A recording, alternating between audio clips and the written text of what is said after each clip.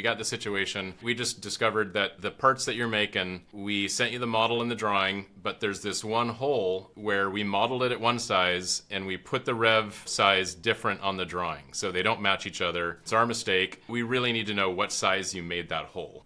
Welcome back to Machine Shop Tech Talk, or welcome to Machine Shop Tech Talk. Flexibility when we're in the world of manufacturing. Now, it doesn't matter if you're a contract manufacturer or an OEM, your customer demands can change on the fly. So I knew I had to get my buddy Paul on from ProShop ERP so we can talk about ways to be flexible in manufacturing.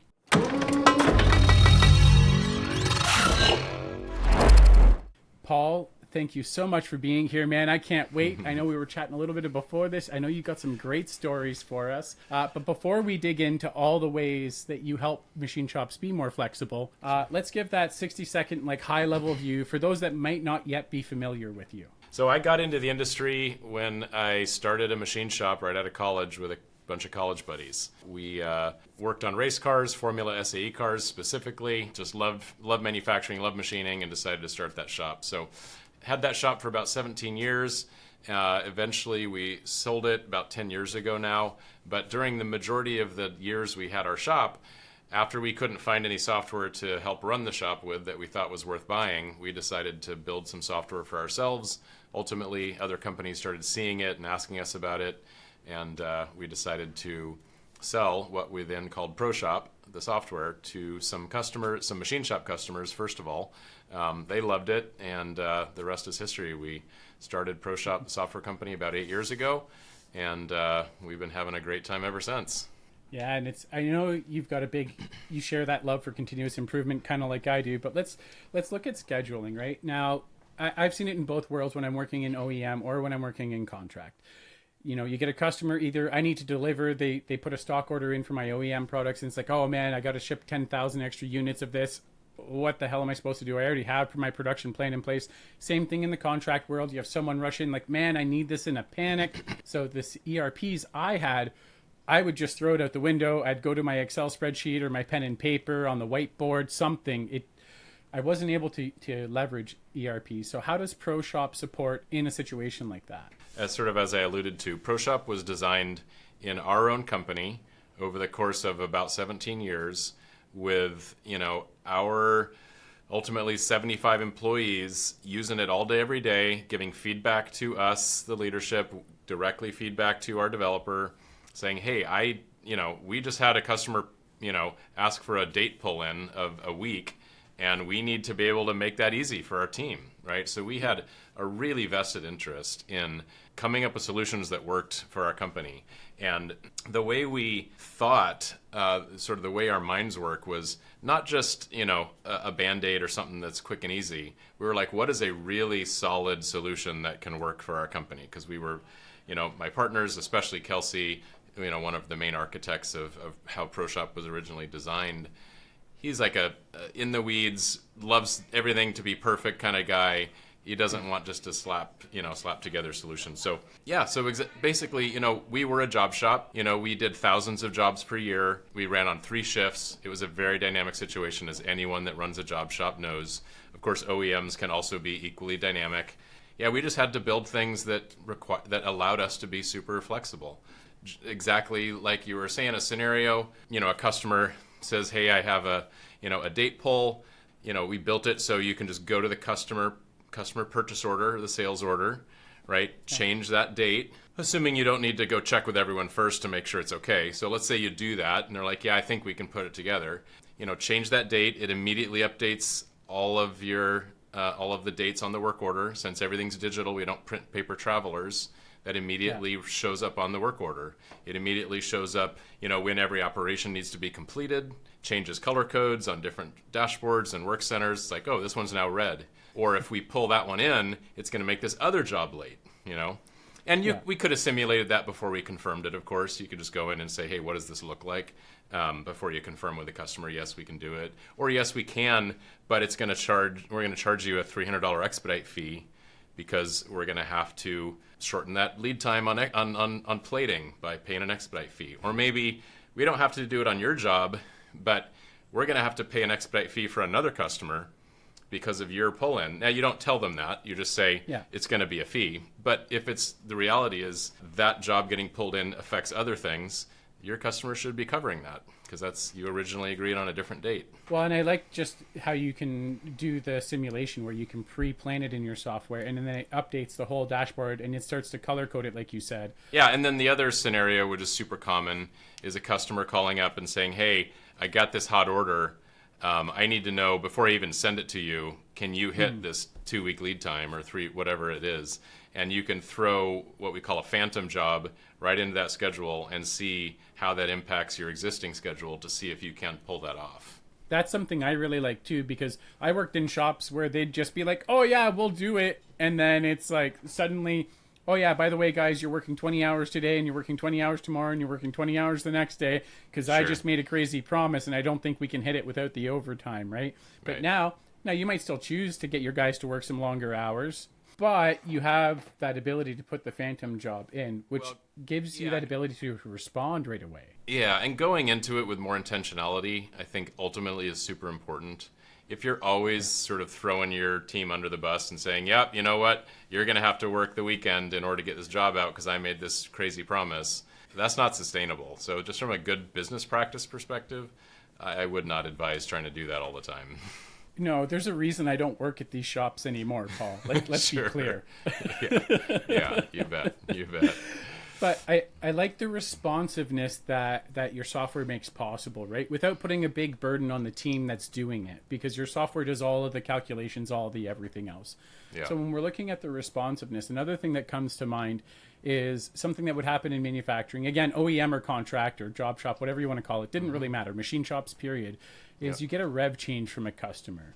Now, you're paperless, but what does that look like in your system? Do I still have to go through like deleting a bunch of stuff? Or if I get a rev change, what does that look like? It's pretty simple, again, because we had rev changes all the time, so we wanted to make a bulletproof and easy process. So what you would typically do in that case, so you can pull up that part number. You can just look to see how many or which open orders you have.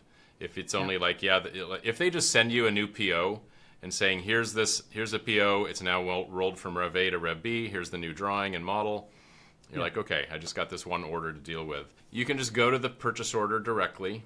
You can change the rev. So you'd go into that sales order right in the system, you'd change it from A to B, you'd put in a note that the customer changed the rev.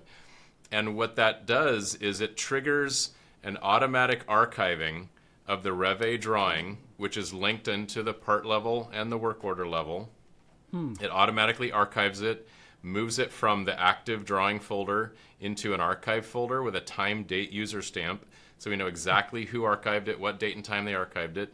And then it gives you a spot to drag in the new drawing. We do have an approval process. So if you have to balloon tag it, for your AS9102 report or whatever, that would have to happen. So someone that's a high level person could even just approve it instantly on the fly. They're like, here's the new rev, I approve it, it's good. That instantly links the new rev to the work order in question, whether it's one or many.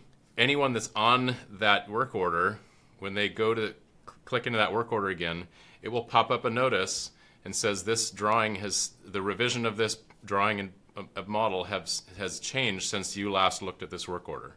So if they're just clicking around that work order, it'll proactively prompt them that there's a new rev. So they can just click on the new rev link. It will bring up the new rev drawing. They no longer have access to the old rev drawing anymore. Yeah. So they can't accidentally be looking at the old one. So that's how we make that change. There's no chasing down job travelers. There's no getting rid of, archiving and shredding or whatever a paper drawing. So people don't accidentally use it and make the wrong parts. So it just makes it way easier. Yeah, I mean, so what I used to have to do in that situation is I used to have to make, I had to make standard operating procedures for all of these because they were manual tasks that we had to outline. So I manually created all these SOPs, right? But then I also had to hold all these different crew meetings, all these different other interactions with people to make sure everybody knew about the changes, to make sure everybody knew about the new programs, the new revisions, the new inspection requirements, whatever changed on the drawing. It was a lot of meeting time, and all of that meeting time was time where my machines weren't running. Sure. I was trying to make sure my guys didn't make the old rev and scrap, 10 grand, Sure. 100 grand, whatever, depending on the material and the volume and all of that. Yeah. That is so genius. I'm glad you brought all that up, because I did just talk very high level about the drawing itself. Yeah. Assuming that the rev change does change things, it needs to go through at least a brief contract review process, right? Have we already made the feature that's changed? What has changed? Have they changed it from 6061 to 7075? Clearly, there's changes that could happen that are massive in ramification. Your project manager and or planner for that particular work order need to look at the rev, need to assess the impact, and it's either a big one or it's not a big one, right? And it's either, we need to update the inspection plan because they changed this one tolerance a tiny bit, but we haven't even machined it yet, so it's not a big deal. Update the program, update the inspection plan, and continue. If it's something like, we've already made this feature and it's no longer it's no longer meets the drawing, then you'd have to say to the customer, here's the situation. We made the part. Would you like us to rework it if it's possible? If so, here's the cost and impact to the schedule. Or, we have to throw away these parts and buy new material and start over again, right?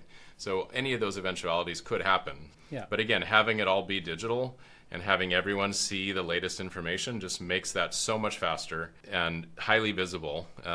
You can even send an internal note to anyone that's related to that part number, right from the part number itself, with our internal messaging system. It's like, hey, this part number changed this and this. Here's what we need to do. Go execute on it. And everyone gets that message. They can respond. So you can see the text thread right inside of ProShop. So it just, eliminates that need to have all those meetings and hopefully have your spindles not down as often. Well, and I like what you touched on there, where the notes are actually inside that part family or in that tree, because then we're not trying to get people to check their emails or text messages or God knows where else they've communicated this, maybe in a logbook. Now you've got all one central place, so anything to do with that part number is easy to find, and you don't have to worry about anyone missing it. Anyone that's got to work on that part can now see all of the notes. Sure. And all of the actions or the to be done, Paul's got to release this. We still need him to check the inspection plan, whatever the case may be. Sure. I really love that. And then, one level further, there's a feature that we call process development, which is tied to all the way through estimating, part, and work order. And assuming it's for an active part with an active work order, you can go right to that part and say, rolling Rev A to B, we need to do these things. You can assign it to someone individually. They would get an alert right in ProShop. And then you have a fully written document of like, hey, we're going to try these things. Were they successful or unsuccessful? You can have a couple possible outcomes for the rework or for the rev change. So it's even a more robust documentation of exactly what happened, who did it, when they did it. Well, and I like how in the conversation we've gone to like, okay, here's first level, here's a little deeper, here's a little bit deeper. So as the organizations, if they are using ProShop or as they adopt it, then they can kind of just deepen their learning instead of just like opening the faucet and drowning the first time they try to use it, right? Sure. Yes, it's a great point. Yeah, it's a Some deep and software's powerful like tool. that. You go to set it up, man, and they bury you in so much detail. It's like, no, I want to get proficient first. Then we can deepen things. Then we can go deeper. Absolutely. Yeah, you can go just very light with the basics and then add in those advanced functions as you have bandwidth to figure it out. We're talking obviously flexibility, but flexibility also kind of pulls on responsiveness. So, and being able to respond quickly to customer requests, right? And I understand, I believe you might have a story around this that like blew me away when you shared it. Are you able to share that now with us? And it actually ties right into our prior conversation, very likely with rev changes. So we had a customer, I was just talking to them some random reason, I don't know why, just catching up with them. And he said, hey, Paul, I just thought of something I want to share with you. He said, a couple of days ago, it was after work hours, I was driving home, and he said, I got a call from a good customer, so I picked up the phone, even though it's after business hours. And his customer said, hey, we got the situation. We just discovered that the parts that you're making, we sent you the model and the drawing, but there's this one hole where we modeled it at one size, and we put the rev size different on the drawing, so they don't match each other. It's our mistake, but we really need to know what size you made that hole, right? because they, Yeah. it was a quick prototype job. Things were moving fast. In the old system, which this customer replaced, which was a paper traveler based, paper inspection form based system, he either had to, turn around and head back to the shop, go down into the down onto the shop floor, go find that job traveler, go find that inspection report, and either answer the customer back that night while his family's waiting for him at home, or say, I can't tell you right now. I'll get back to you tomorrow, right? And go in the next morning and do the same process. So that customer would then be waiting possibly hours to get that answer. Instead, he pulled over to the side of the road. He pulled, he's already on his phone. He's like, just a second. He pulled up ProShop. He went to the work order. He looked at the inspection report, and he said, "Oh, we made it this size," right? Got him that answer in like 2 or 3 minutes. Jeez. The customer's, of course, blown away. They're like, holy shit, how do you, that's amazing. You can answer that very detailed question. Like, how many tenths, we made it 5.003, or whatever it was, right? Whatever the size, yeah. So not only great confidence in that from that customer, but just great customer experience, incredibly flexible. And then if the answer was like, "Oh, great, you made it on the small side. I really need you to open that up." Yeah. Even without doing a full approved print from his phone at night, which would be a little challenging, he could just shoot off a message to the night shift team and says, "Hey, I just talked to the customer. We need to swap out this reamer or the boring bar, adjust it to this hole size. Please go ahead and do that. We'll clean it up in the morning," right? Yeah. And they have their orders. It's all written. Everyone can proceed easily. So that flexibility to be really responsive to that customer is just a whole different conversation than if it was on paper. That's how you serve your customers better, right? Because the customer calling your customer, right? They were probably expecting, a response within 24 hours. And instead, he was able to blow them out of the water by being like, "Hold on, I'm going to pull over." 2 minutes later, he's already told them, "Yeah, we made it to this size." And they're able to go on with their day. Now you have two human beings that don't have to take this home with either of them. They were able to get an answer right away, right? Because we all care about the work we do. Absolutely. And we all carry it with us till we can get some sort of response. So that person that called in might have been worrying all night, like, "Oh my God, this is my mess up." No, now they all get answers right away. Like literally, I love what it brings to the experience people have with their jobs, Paul. That's all. That's what I'm gushing on about. and I've been a huge proponent of using your business management system and your quality management system as a sales tool. Yeah. Right. And think about that customer who probably outsources work to multiple shops. Yeah. When they come around to issue that next PO, they're like, Brian can get me answers on the side of the road in 2 minutes. And Bob at some other Bob's machine shop doesn't get back to me till tomorrow afternoon. I know where I'm sending my work because I need the reliability, the responsiveness, the flexibility of a vendor that will be a partner with me like this. And which customer is going to, or which vendor is going to continue to get more work from that company. All other things being equal, right? Yeah, the easier you are to work with in any business, but especially in manufacturing, the more business you're going to get. And I think that's a great place to kind of wrap it up, the conversation here today, talking about, we started talking about flexibility with all those hot jobs or the changes coming in, and then the responsiveness, the adaptability, all of the amazing things that your software makes possible. So anyone that wants to know, Paul's already said, I'll put a link to the website down below the video as well, in case you want to you need to see this for yourself. I got to see it. I highly recommend it, but that's enough about that. Appreciate it, Arthur. Look, if you guys have made it this far in the video right now, listen to me and Paul gush about the amazing solutions that he's bringing here. Please make sure you drop a like, a subscribe to the channel. It's going to help this message reach more people.